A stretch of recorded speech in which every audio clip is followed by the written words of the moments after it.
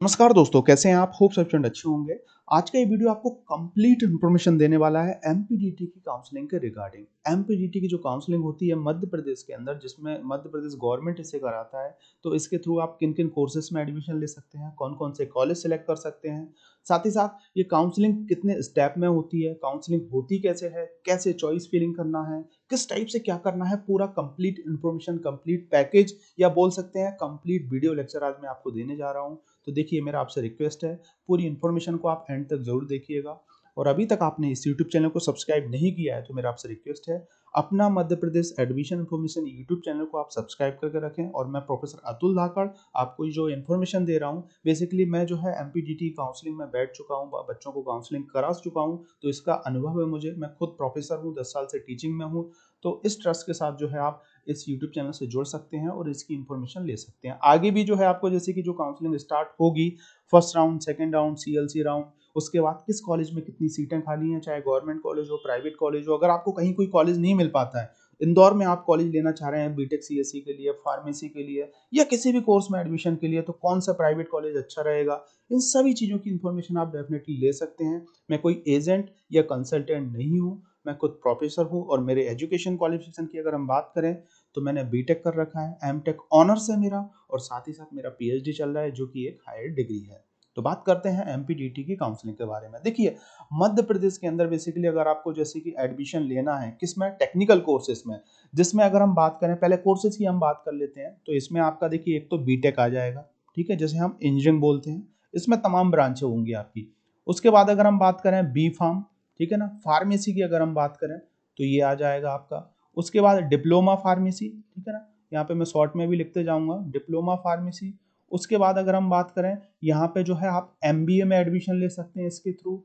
उसके बाद अगर हम बात करें, इंटीग्रेटेड एमबीए होता है जो कि 12th के बाद होता है, इसमें एडमिशन ले सकते हैं आप। इसके बाद अगर हम बात करें एमसीए की जो काउंसलिंग होगी, उसमें जो है आप एडमिशन ले सकते हैं। और इसमें जो है डिप्लोमा जो कोर्सेस होते हैं, बेसिकली पॉलिटेक्निक जो डिप्लोमा होता है, उन सब में भी जो है आप एमपीडीटी की काउंसलिंग के थ्रू एडमिशन ले सकते हैं। और भी कुछ बहुत सारे कोर्सेस हैं। लैटरल एंट्री की अगर हम बात करें, जैसे कि जो बच्चे इन्होंने डिप्लोमा कर रखा है और वो सेकेंड ईयर से बीटेक करना चाह रहे हैं, तो वो जो बच्चे हैं वो लैटरल एंट्री के थ्रू जो है आप एडमिशन लेते हैं। तो इतने तमाम कोर्सेज में जो है आप एमपीडीटी की काउंसलिंग के थ्रू एडमिशन ले सकते हैं। पहली चीज आपको ये समझ में आ गई होगी, मैं एक एक करके सभी चीजें डिटेल में समझा रहा हूँ, तो फर्स्ट थिंग जो है आपको समझ में आ गया होगा। दूसरी देखिए, कौन कौन से जो कॉलेजेस हैं उनमें आप एडमिशन ले सकते हैं। एक तो हम बात करेंगे जैसे कि गवर्नमेंट कॉलेज जो है उसमें आप एडमिशन ले सकते हैं, ठीक है। उसके बाद आरजीपीवी एफिलेटेड, ठीक है, आरजीपीवी एफिलेटेड जितने भी जो प्राइवेट कॉलेज हैं, ठीक है ना, वो, और उसके बाद गवर्नमेंट कॉलेज आरजीपीवी एफिलेटेड भी है, उन सब में एडमिशन ले सकते हैं। उसके बाद डीएवीवी एफिलेटेड जो कॉलेजेस हैं उन सब में, या डीएवीवी के अंदर जो भी कोर्सेज होते हैं, उनमें बहुत सारे कोर्सेज जो हैं उनके लिए भी जो है आप कर सकते हैं, जीवाजी वगैरह, ऐसे कुछ बड़े बड़े गवर्नमेंट की यूनिवर्सिटीज़ हैं, उन सब में भी जो है एमपीडीटी काउंसलिंग करवाता है। अभी देखिए, अब जो है अब नया सिस्टम आ गया है, सीयूईटी वगैरह जो एग्जाम होने लगा है, तो आगे नया जो शिक्षा नीति आया है उसके अकॉर्डिंग अब बहुत सारी चीज़ें चेंज होंगी। तो वो आगे की चीज़ें हैं, आगे की चीज़ों को मैं कंसिडर नहीं कर रहा हूँ, अभी की जो चीज़ें हैं उनको जो है कंसिडर करके आपको सभी चीज़ें बता रहा हूँ। तो ये चीज़ समझ पाए होगे। तो यहाँ पे गवर्नमेंट कॉलेज की अगर हम बात करें, जैसे कि इंदौर का आपने सुना होगा नाम, SGSITS, है ना, ये जो है आपका गवर्नमेंट एडेड ऑटोनोमस कॉलेज है, जो कि आरजीपीवी एफिलेटेड कॉलेज है, जो कि बीटेक करवाता है, बी फार्म करवाता है, उसके बाद एमबीए भी यहाँ पे होता है, एमसीए भी होता है। तो इसमें एडमिशन के लिए जो है आप एमपीडीटी काउंसलिंग के थ्रू ही ले सकते हैं। IETDABB का नाम सुना होगा, एक अच्छा कॉलेज है, ठीक है, IETDABB, है ना। तो इसमें भी जो है एडमिशन आपका एमपीडीटी के थ्रू होगा, ये बीटेक के लिए काफ़ी फेमस कॉलेज है, ठीक है ना। उसके बाद प्राइवेट कॉलेजेस में बहुत सारे प्राइवेट कॉलेज हैं जो कि आरजीपीवी एफिलेटेड कॉलेज है। देखिए, यूनिवर्सिटीज़ में एडमिशन इसके थ्रू नहीं होगा, मैं आपको पहले ही बता देता हूँ। जो कि तमाम यूनिवर्सिटीज़ हैं उसकी काउंसलिंग जो है एमपीडीटी नहीं कराता है। यूनिवर्सिटीज़ में या तो उनके खुद के सेल्फ टेस्ट होते हैं या वो डायरेक्ट एडमिशन देते हैं, वो उनकी अलग प्रोसीजर होती है, ठीक है ना। तो यहाँ पे जो ये जो कॉलेजेस हैं, एक तो जो आरजीपीवी राजीव गांधी प्रौद्योगिकी विश्वविद्यालय मध्य प्रदेश स्टेट की टेक्निकल यूनिवर्सिटी है, इससे एफिलेटेड गवर्नमेंट प्राइवेट तमाम कॉलेजेस हैं। तो इन सब में जाने के लिए आपको एमपीडीटी काउंसलिंग के थ्रू ही एडमिशन होगा। अब देखिए, तीसरी चीज, क्या कोई टेस्ट होगा इसमें जाने के लिए? देखिए, टेस्ट कोई नहीं होता है।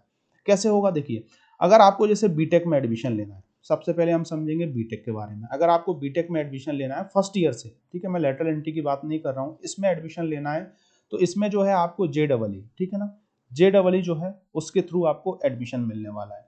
तो गवर्नमेंट कॉलेज की मैं बात कर रहा हूँ और बहुत से अच्छे प्राइवेट कॉलेज भी जो हैं जो आपको JEE के थ्रू जो है एडमिशन देंगे। अच्छा परसेंटाइल होगा तो डेफिनेटली अच्छी ब्रांच मिलेगी। अराउंड आप मान के चलिएगा कि 75 या 80 के प्लस परसेंटाइल आपका होना चाहिए JEE में, तब जाके आपको गवर्नमेंट कॉलेज मिल जाता है। उसके नीचे आपको गवर्नमेंट कॉलेज नहीं मिलेगा, है ना। ये आप ट्राई भी कीजिएगा, आपको ये चीज़ें पता भी पड़ जाएंगी। बहुत से बच्चे बोलते हैं नहीं सर हम तो ट्राई ही करेंगे। आप ट्राई करके देखो, कॉलेज आपको नहीं मिलेगा, हो सकता है कुछ ऐसी ब्रांच मिल जाए।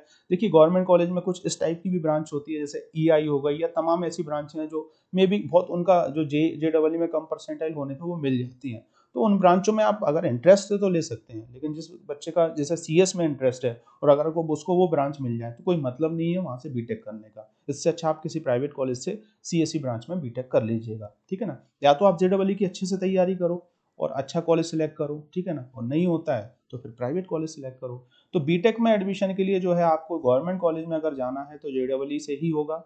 और प्राइवेट कॉलेजेस जो है बहुत सारे आपको JEE से भी दे देंगे, प्राइवेट कॉलेज JEE से भी देते हैं और 12th के परसेंटेज बेस पे भी आपको एडमिशन दे देते हैं, जो कि अभी स्टार्टिंग में JEE एग्जाम होने से पहले ही सीट बुक कर रहे हैं और वो आपको डायरेक्ट पे एडमिशन दे सकते हैं।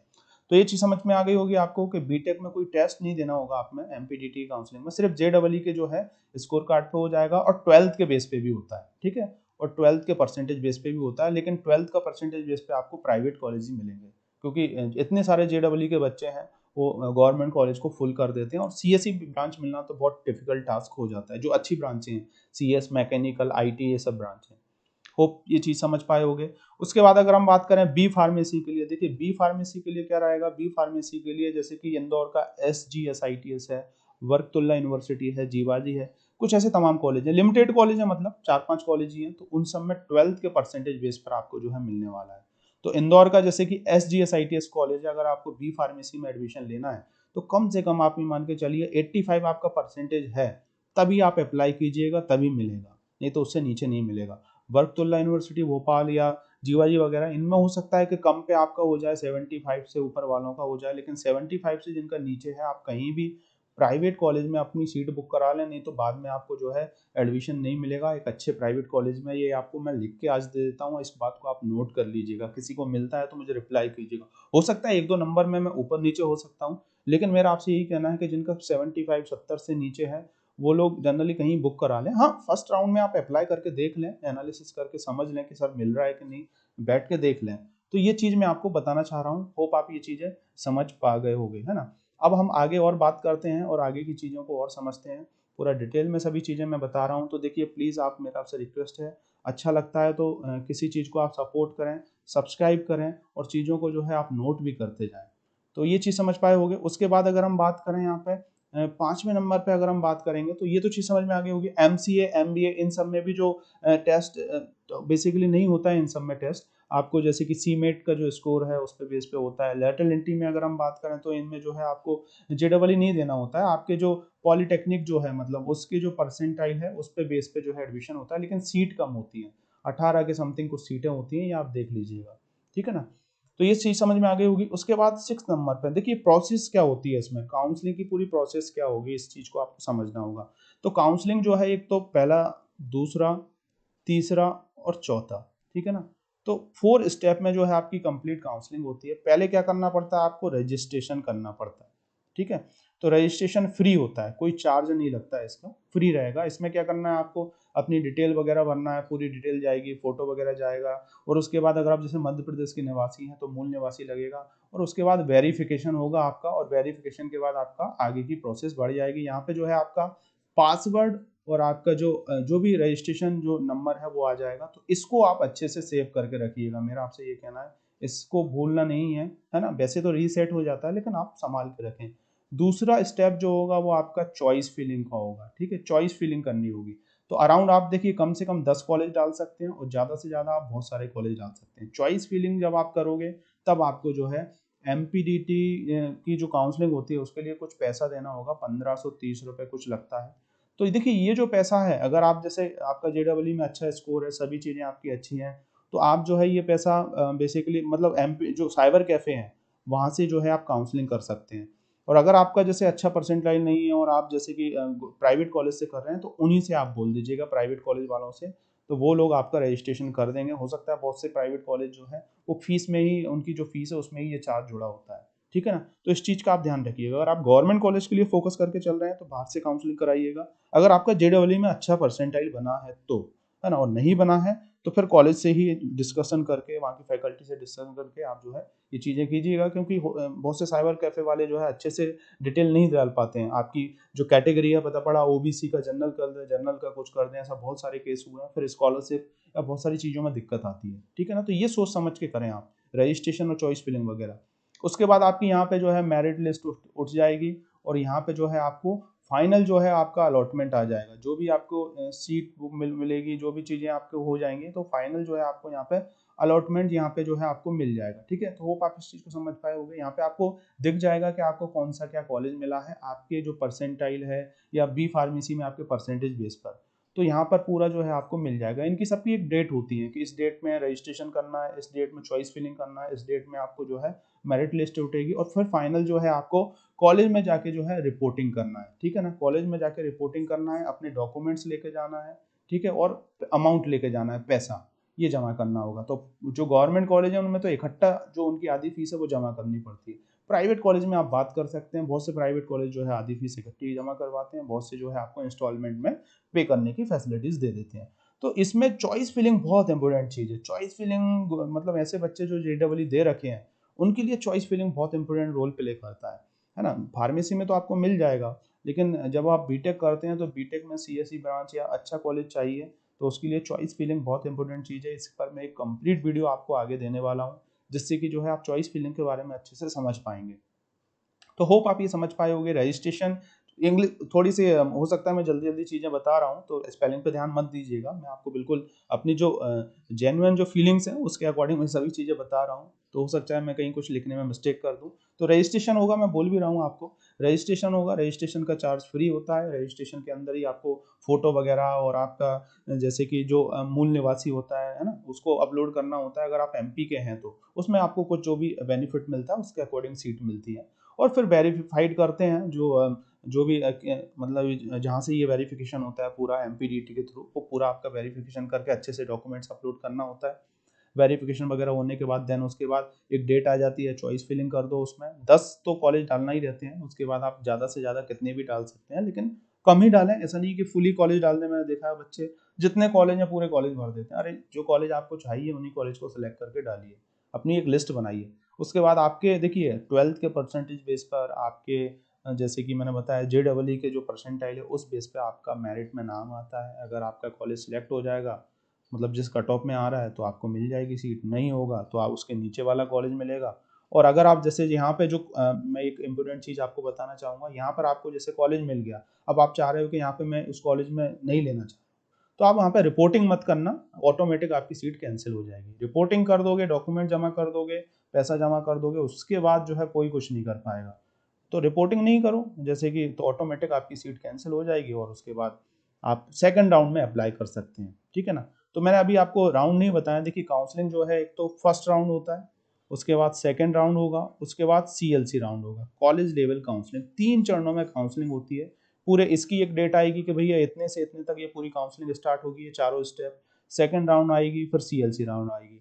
तो फर्स्ट राउंड में अराउंड ये मान के चलिए 40 से 45 या 50 सीटें, 50-55 परसेंट सीटें भर जाती हैं, मतलब ये मान के चलो ज़्यादा भी हो सकता है ये रेशो। फिर सेकंड राउंड में भी बहुत सारे बच्चे बैठते हैं। सेकंड राउंड में कट ऑफ वगैरह और ये सब चीज़ें ज़्यादा चली जाती हैं, क्योंकि जिन बच्चों को गवर्नमेंट कॉलेज नहीं मिला है, जिन लोगों ने नीट का एग्जाम दे रखा है, तो ऐसे जो है बहुत सारी चीज़ें आ जाती हैं, तो यहाँ पे कट ऑफ बहुत ज़्यादा चला जाता है। तो जिन बच्चों का जैसे फर्स्ट राउंड में नहीं हो पाए, तो सेकंड राउंड में तो फिर उनका होता ही नहीं है। CLC राउंड में ये रहता है कि लास्ट राउंड रहता है। इसमें अगर आपने प्राइवेट कॉलेज में भी एडमिशन नहीं लिया तो कहीं भी फिर एडमिशन नहीं मिलेगा, क्योंकि इसके बाद काउंसलिंग क्लोज हो जाएगी, आपकी स्टडी स्टार्ट हो जाएगी और रेगुलर क्लासेस चालू हो जाएंगी। तो CLC राउंड सबसे लास्ट राउंड होता है। इसका भी एक डेट आता है कि 2 दिन चलेगी, 10 दिन चलेगी, 5 दिन चलेगी, ऐसा है ना।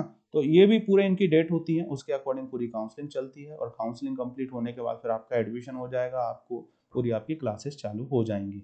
तो आप समझ पाए होंगे कि कैसे क्या प्रोसीजर मैंने आपको पूरा बताया है। कोशिश किया है कि मैं आपको बिल्कुल शॉर्ट में बहुत से ज़्यादा चीज़ें बता पाऊँ। तो इस टाइप से पूरी प्रोसीजर रहती है। अब जिन बच्चों का जैसे कम परसेंटाइल है, कम 12th में परसेंटेज है, तो मैंने बता रखा है आप गवर्नमेंट चक्कर के में मत बैठें, क्योंकि देखिए गवर्नमेंट कॉलेज बहुत लिमिटेड है, बच्चे बहुत ज़्यादा हैं 12वीं में, तो भले फार्मेसी हो, भले आपका बीटेक हो, और सीएससी ब्रांच तुरंत भरती है और फार्मेसी तुरंत भर रहा है, तो आपको जहाँ भी जो भी अच्छा कॉलेज मिल रहा है वहाँ जाके बात कीजिए, समझिए और अपनी एनालिसिस करके सीट बुक कराइए। मैंने देखा है 55% वाला, 60% वाला, 65 वाला गवर्नमेंट कॉलेज के लिए बैठा है। कैसे आपको कॉलेज मिलेगा? आप खुद चीज़ें देखिए।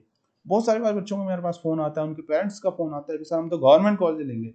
मतलब बहुत ताव से वो लोग बोलते हैं 55, 60, 65, 70%, 75% होने के बावजूद भी।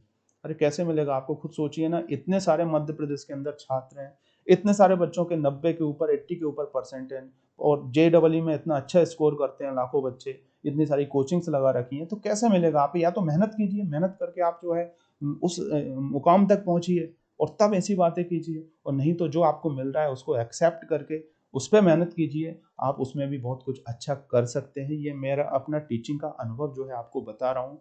बहुत सारे बच्चों को मैं पढ़ा चुका हूँ और बहुत सारे बच्चे आज अच्छी कंपनियों में बैठे हुए हैं, बहुत सारे एग्ज़ाम निकाले हुए हैं, गवर्नमेंट, प्राइवेट, सभी चीज़ें। तो होप आप समझ पाए होगे। 9179176554 ये मेरा कॉन्टैक्ट नंबर है। कुछ भी क्वेरी हो, एज अ फ्रेंड समझ के, एज अ भाई समझ के, एज अ फैकल्टी समझ के, जो भी समझ के आप कॉल करना चाहें कर सकते हैं, लेकिन एक ट्रस्ट के साथ कॉल कीजिएगा। और एमपीडीटी की जो काउंसलिंग स्टार्ट होगी, बहुत सारे बच्चों का मेरे पास मैसेज आ रहा है कि कब होगी। देखिए एमपीडीटी की काउंसलिंग, जेईई एग्जाम हो जाएगा, उसके बाद ये सभी एग्जाम आपके हो जाएंगे, उसके बाद ही होगी काउंसलिंग स्टार्ट, क्योंकि सभी बच्चों को कंसिडर करके जो है पूरी काउंसलिंग स्टार्ट होती है। उसकी पूरी लिंक ओपन होती है, आप एमपीडीटी की वेबसाइट पे भी देख पाएंगे। मे बी जुलाई के एंड तक हो जाए, या तो क्योंकि जेईई का सेकंड राउंड भी कंप्लीट होगा और उसके रिजल्ट के बाद ही सब चीज़ें स्टार्ट आपकी हो जाएंगी। तो मे बी जुलाई में एंड तक जो है काउंसलिंग होने का चल रहा है। जुलाई नहीं होगा तो फिर नेक्स्ट पहुंचेगा आपका, और फिर जल्दी से जल्दी काउंसलिंग खत्म हो जाएगी आपकी। मतलब अगर लेट स्टार्ट हुई तो डेफिनेटली आपको टाइम बहुत कम मिलेगा और तुरंत आपकी काउंसलिंग कंप्लीट हो जाएगी। तो thank you for watching this video. मिलते हैं मैं अगले वीडियो में चॉइस फिलिंग के बारे में। अब मैं आपको बताऊंगा कि भैया चॉइस फिलिंग कैसे अच्छे से करना चाहिए। कमेंट्स कीजिए अगर आप चॉइस फिलिंग के बारे में जानना चाह रहे हैं तो अब मैं यहीं पे जो है इस वीडियो को स्टॉप करना चाहूँगा।